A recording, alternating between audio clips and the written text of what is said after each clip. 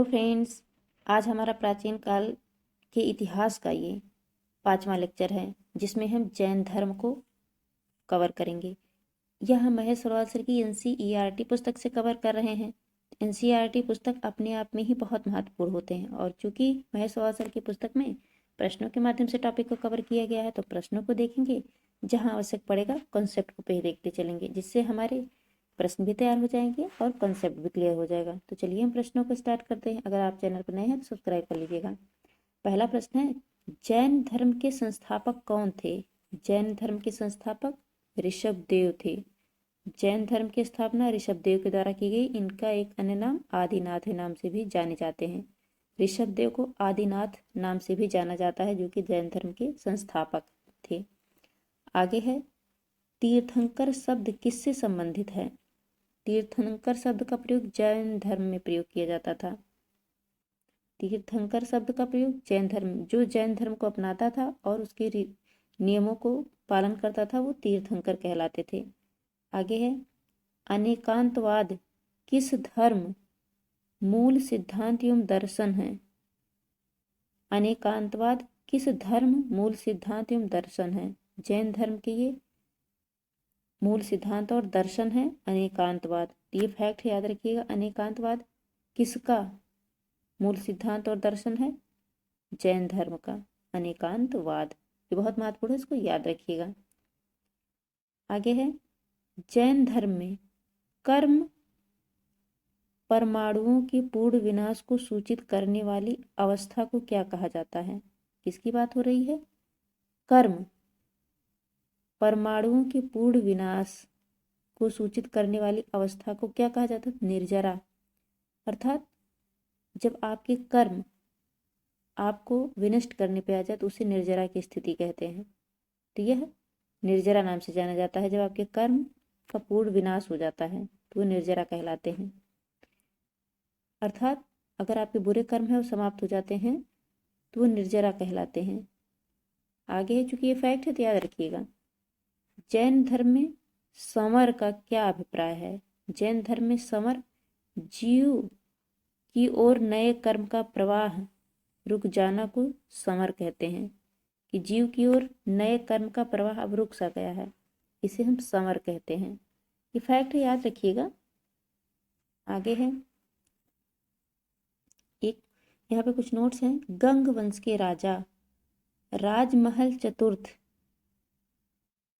किसकी बात हो रही है? राजमहल चतुर्थ के मंत्री एवं सेनापति चामुंड राय ने 974 ईस्वी में श्रवणबेल गोला के पास एक जिन मूर्ति का निर्माण करवाया था, जो बाहुबली, जो अन्य नाम इनका है गोमतेश्वर की मूर्ति कहलाती है, जहां 12 वर्ष के अंतराल पर मनाया जाने वाला उत्सव महामस्तकाभिषेक नाम से जाना जाता है। कितनी बातें आपको याद रखिएगा। गंग वंश के एक राजा थे राजमहल चतुर्थ, इनके एक मंत्री थे एवं सेनापति चामुंड राय। उनके द्वारा 974 ईस्वी में श्रवणबेलगोला, जो कि वर्तमान के कर्नाटक में है, एक जिन की मूर्ति, जिन जैन धर्म में तीर्थंकरों को जो मोक्ष प्राप्त कर लेते थे उन्हें जिन कहा जाता था। जो श्रवणबेलगोला में उन्होंने एक जिन थे जो कि बाहुबली नाम से एक मूर्ति बनवाई। उनका नाम, अन्य नाम गोमतेश्वर था। जिन या इन्हें हम निग्रोथ भी कहते हैं। निग्रोथ, इसका अर्थ क्या होता है?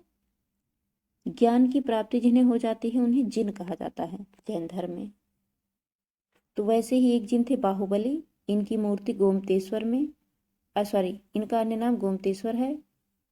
कर्नाटक के श्रवणबेलगोला में एक मूर्ति निर्मित की, जो कि वर्तमान में बाहुबली नाम से प्रसिद्ध है। प्रत्येक 12 वर्षों पर यहाँ एक उत्सव का आयोजन किया जाता है, जिसे महामस्तकाभिषेक कहते हैं। आगे है, यहाँ पे क्वेश्चन है, त्रिरत्न सिद्धांत, किसकी बात हो रही है? त्रिरत्न सिद्धांत कौन सा था? सम्यक दर्शन, सम्यक आचरण, सम्यक ज्ञान किस धर्म से संबंधित है? त्रिरत्न सिद्धांत जैन धर्म से संबंधित है। और त्रिरत्न कौन कौन से हैं? सम्यक दर्शन, सम्यक आचरण एवं सम्यक ज्ञान। इसको याद रखिएगा। त्रिरत्न सिद्धांत जैन धर्म से संबंधित है। आगे है, आजीवक संप्रदाय के संस्थापक कौन थे? मुक्खलिपुत्र गोसाल। मुक्खली गोसाल आजीवक संप्रदाय के संस्थापक थे। आगे है, क्योंकि ये फैक्ट्स आपको याद रखिएगा, किसी संप्रदाय के संस्थापक के लिए क्या कॉन्सेप्ट हम देखेंगे। आजीवक संप्रदाय के संस्थापक मुक्खलिपुत्र गोसाल थे। आगे है, अणुव्रत सिद्धांत किस धर्म से संबंधित है? जैन धर्म से। अणुव्रत सिद्धांत जैन धर्म से संबंधित है। ये सूक्ष्म चीजों का भी अध्ययन करने पर फोकस किया करते थे। आगे है, यापनीय किस संप्रदाय था? कौन सा संप्रदाय यापनीय था? जैन धर्म का ही एक संप्रदाय यापनीय था, ये याद रखिएगा। यापनीय किसका संप्रदाय था? जैन धर्म का। आगे है, प्रारंभिक जैन साहित्य किस भाषा में लिखे गए थे? प्रारंभ में जो जैन साहित्य लिखे गए थे वो अर्धमागधी में लिखे गए थे। जिस प्रकार हमने देखा था वैदिक संस्कृत में लिखे गए थे, उसी प्रकार प्रारंभिक जैन साहित्य अर्धमागधी में लिखे गए थे। आगे है, पार्श्वनाथ से संबद्ध होने के कारण कौन सा स्थल जैन सिद्ध क्षेत्र माना जाता है? सम्मेद शिखर, जो कि वर्तमान के गुजरात और राजस्थान क्षेत्रों में है, वह पार्श्वनाथ से संबद्ध हो माना जाता है। सॉरी, ये सम्मेद शिखर वर्तमान के वाराणसी क्षेत्र में है। आगे है, जैन संप्रदाय में प्रथम विभाजन के पश्चात निर्मित श्वेतांबर संप्रदाय के संस्थापक कौन थे? जब जैन धर्म में प्रथम विभाजन हुआ किन रूपों में? श्वेतांबर और दिगंबर। श्वेतांबर और दिगंबर। श्वेतांबर वे होते थे जो श्वेत वस्त्र पहनते थे, और दिगंबर वे होते थे जो वस्त्र नहीं पहनते थे और दिशाओं को अपना वस्त्र मानते थे। तो उसी में श्वेतांबर के प्रणेता स्थूलभद्र थे और दिगंबर के भद्रबाहु। प्रथम विभाजन जैन संप्रदाय में प्रथम विभाजन जब हुआ तो श्वेतांबर और दिगंबर में हुआ। तो जो श्वेतांबर था स्थूलभद्र के द्वारा शुरू किया गया, और दिगंबर था वो भद्रबाहु जो दक्षिण भारत में गए थे। भद्रबाहु उन्होंने दिशाओं को ही अपना वस्त्र मान लिया, जबकि श्वेतांबर लोग सफेद वस्त्र धारण करते थे। आगे है, किस जैन संगीति में अंतिम रूप से श्वेतांबर आगम का संपादन हुआ? श्वेतांबर आगम का प्रथम जैन संगीति कहाँ हुई थी? पाटलिपुत्र में। आगे देखते हैं, यहाँ पे है कि कुल कितनी जैन संगीतियाँ हुई थी? संगीतियाँ अर्थात सम्मेलन, कुल 2 जैन संगीतियाँ हुई थी। प्रथम जैन संगीति, द्वितीय। प्रथम जैन संगीति 300 ईस्वी में हुई थी पाटलिपुत्र में, वर्तमान के बिहार में। अध्यक्षता इसकी स्थूलभद्र के द्वारा की गई थी। प्रथम जैन संगीति की अध्यक्षता स्थूलभद्र के द्वारा की गई थी और प्रथम जैन संगीति पाटलिपुत्र में हुई थी। द्वितीय जैन संगीति 512 ईस्वी में हुई थी, वल्लभी वर्तमान के गुजरात में हुई थी। और द्वितीय संगीति की अध्यक्षता क्षमा श्रवण के द्वारा की गई थी। याद रखिएगा, द्वितीय जैन संगीति वल्लभी में और प्रथम जैन संगीति पाटलिपुत्र वर्तमान के पटना। यहाँ पे एक नोट है,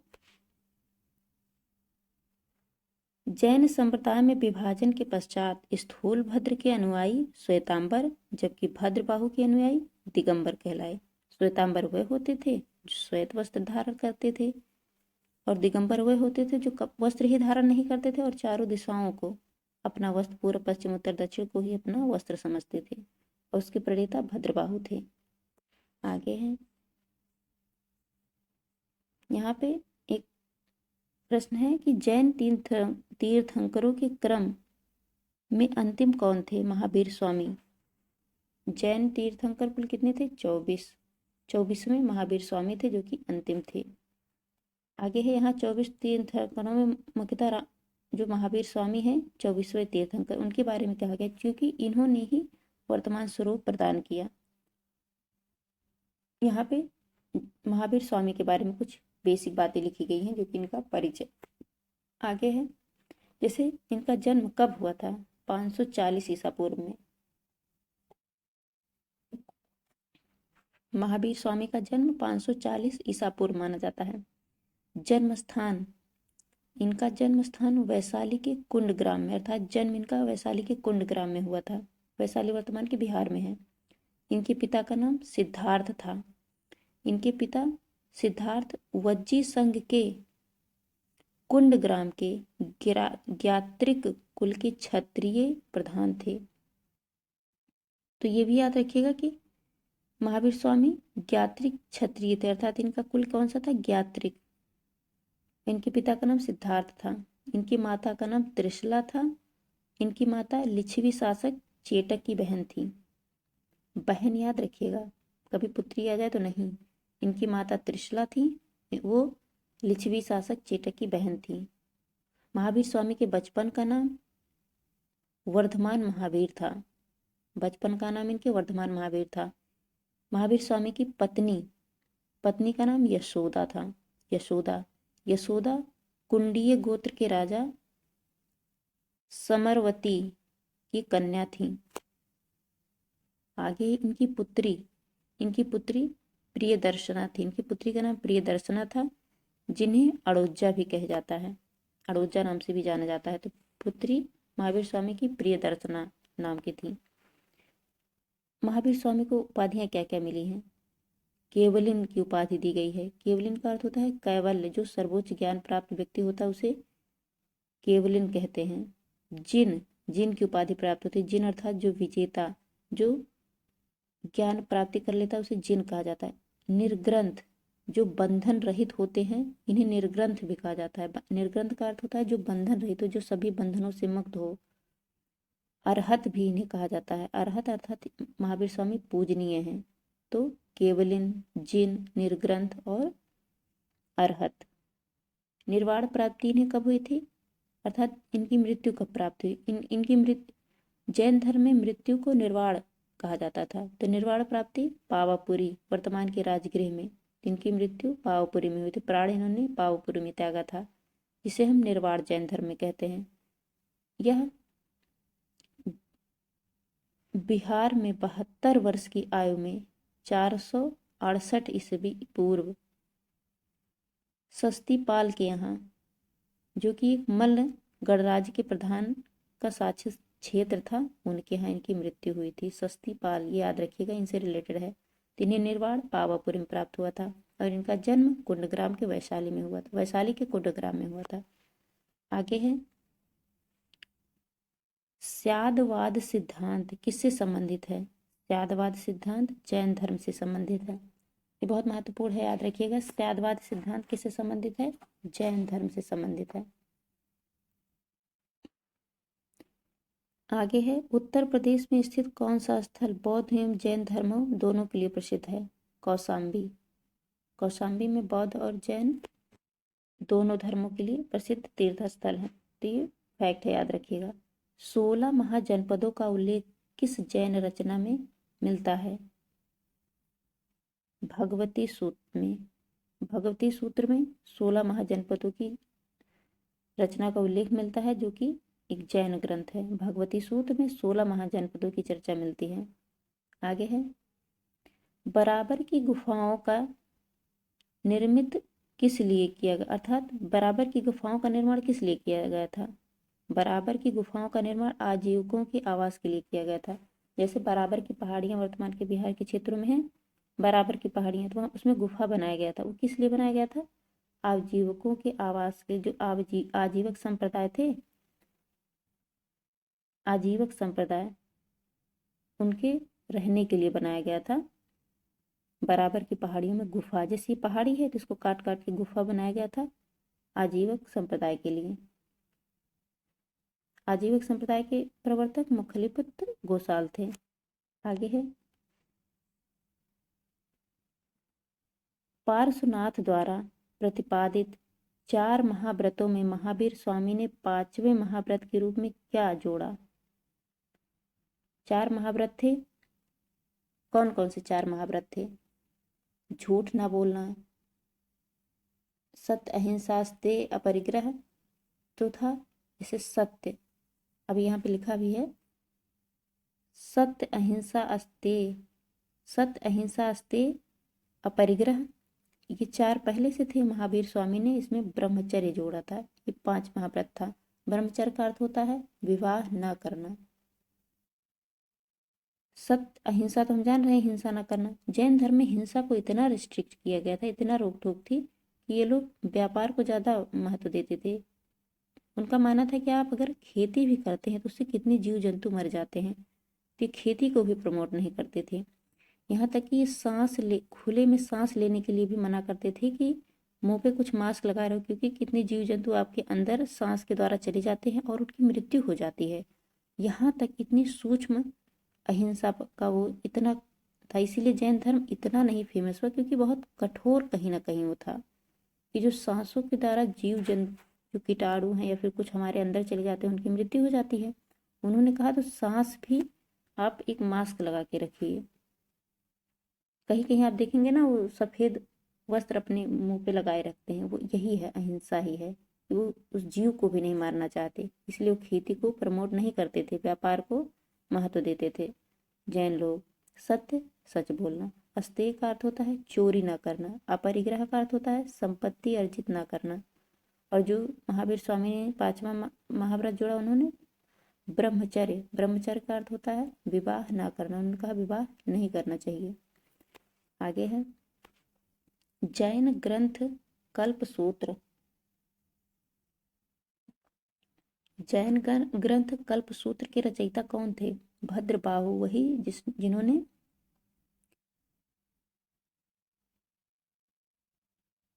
जो दिगंबर के प्रणेता, जैसे श्वेतांबर और दिगंबर, जैन धर्म 2 भागों में बट गया था, तो उसी दिगंबर के प्रणेता भद्रबाहु थे, उन्होंने कल्पसूत्र की रचना की थी। तो कभी भी प्रश्न है कल्पसूत्र एक जैन ग्रंथ है, ये भी एक महत्वपूर्ण है। एक प्रश्न ये है कि कल्पसूत्र एक जैन ग्रंथ है, इसके रचयिता भद्रबाहु हैं। आगे है जैन मूर्ति पूजा। जैन मूर्ति पूजा का प्राचीनतम प्रमाणित अभिलेख कहाँ मिलता है? हाथी गुम्फा अभिलेख से। हाथी गुम्फा अभिलेख से प्राप्त होता है कि जैन मूर्ति की पूजा होती थी। आगे है, यहाँ पे एक नोट है, जैन संप्रदाय में विभाजन के पश्चात, अच्छा हमने इसको देखा था लेकिन देख लेते हैं कि पश्चात स्थूलभद्र के अनुयायी श्वेतांबर, जबकि भद्रबाहु के अनुयायी दिगंबर कहलाए। दिगंबर अर्थात जिन्होंने दिशाओं को अपना वस्त्र माना और वो निर्वस्त्र रहे लगभग। तो हमारा जो जैन धर्म से संबंधित महत्वपूर्ण एनसीईआरटी जो कि महेश्वरा सर की है, उसे हमने कवर किया। ये प्रश्नों को कवर किया है, टॉपिक में तो हो सकता है और भी बातें हों। तो हम इस लेक्चर को यहीं समाप्त करते हैं, लेकिन आप कुछ फैक्ट याद रख लीजिए, जिससे हम जान लेते हैं कि जो महावीर स्वामी ने उपदेश दिए, उपदेश वो किस भाषा में दिए थे? प्राकृत भाषा में। कभी भी प्रश्न आए तो याद रखिएगा, महावीर स्वामी ने अपने जो उपदेश दिए थे उसको प्राकृत भाषा में दिए थे, याद रखिएगा। जैसे जो खजुराहो का जैन मंदिर है, खजुराहो कहाँ है? वर्तमान के मध्य प्रदेश में। वह चंदेल शासकों के द्वारा बनवाया गया था और जैन मंदिर है। खजुराहो में जैन और बौद्ध दोनों के पवित्र स्थल हैं। उसी तरह राजस्थान का जो दिलवाड़ा मंदिर है माउंट आबू की पहाड़ी पर, वो भी जैन धर्म से संबंधित है। उसकी स्थापना वास्तुपाल और तेजपाल के द्वारा किया गया था। वास्तुपाल और तेजपाल के द्वारा राजस्थान के माउंट आबू पहाड़ी पर दिलवाड़ा मंदिर का निर्माण किया गया था। और एक ये भी फैक्ट याद रखिएगा कि जो अजंता की गुफा है वर्तमान के महाराष्ट्र में, वहाँ पे जैन, बुद्ध और हिंदू तीनों के पवित्र स्थल मिलते हैं। जिस प्रकार खजुराहो में बौद्ध और जैन के मिलते हैं, उसमें से जो जैन मंदिर व चंदेल शासकों द्वारा बनवाया गया था, उसी प्रकार अजंता की जो गुफाएं हैं वहाँ पे हिंदू, बौद्ध और जैन तीनों के तीर्थ स्थल प्राप्त होते हैं। तो हमारा ये छोटा सा जैन धर्म से संबंधित टॉपिक था, इसको हम यही समाप्त करते हैं। आप इसको रिवाइज कर लीजिएगा, तो इससे जो प्रश्न है वो तैयार हो जा रहे हैं, थोड़े थोड़े कॉन्सेप्ट भी आपको तैयार हो जाए हैं, क्योंकि हमारा टारगेट है प्रश्नों को सॉल्व करना एनसीईआरटी के, उससे रिलेटेड जो कॉन्सेप्ट हो वो भी हम सॉल्व कर लें। तो इस लेक्चर को यहीं समाप्त करते हैं, आप इसको रिवाइज कर लीजिएगा। Thank you very much.